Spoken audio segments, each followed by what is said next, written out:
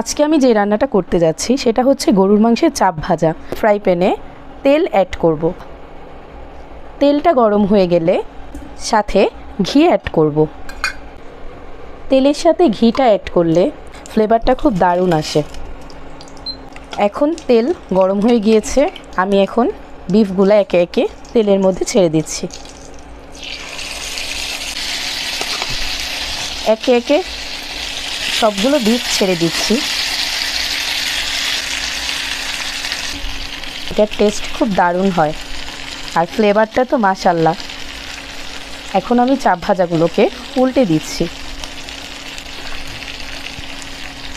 এটা ফুল রান্না হয়ে গেছে, তাই আমি খোলা রেখেই ভাজছি, ঢাকার কোনো প্রয়োজন নেই।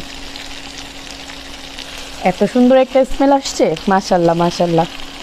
ঘি, তেল, বিফ সব কিছুর একটা স্মেল, জাস্ট ওয়াও। এখন এটা ফ্রাই হতে দিব 5 মিনিট। ভাজা অনেকটাই হয়ে আসছে। এখন আমি যে চাপের ঝোলটা ছিল সেইটা তেলের মাঝে অ্যাড করে নেব। এই গ্রেভি ঝোলটা দিলে টেস্ট খুব ভালো আসবে। এখন আমি দিয়ে দিচ্ছি গ্রেভি ঝোলটা। এটাও একটু ভাজা ভাজা করে নেব। তেলটা যখন উপরে উঠে যাবে তখন আমার রান্না কমপ্লিট। মাম্মা তুমি কি রান্না করছো? অনেক সুন্দর একটা ফ্লেভার আসছে। তাই ফ্লেভার পাচ্ছ? এই যে মাম্মাম, আমি হচ্ছে এখানে চাপ ভাজা করছি, বিফ চাপ ভাজা। ওয়াও, তাই তো বলে এত সুন্দর ফ্লেভার কোত্থেকে আসতেছে। ও আচ্ছা, তাই নাকি? তোমার মাম্মামই রান্না করছে মা? তুমি না পড়তে বসেছিলে, আবার উঠে আসলে কেন? আমি ফ্লেভারে চলে এসেছি। ওরে বাবা, তুমি ফ্লেভারে চলে এসছো? আচ্ছা ঠিক আছে, তাহলে মাম্মার সাথে একটু দাঁড়িয়ে দেখো মা কী করি।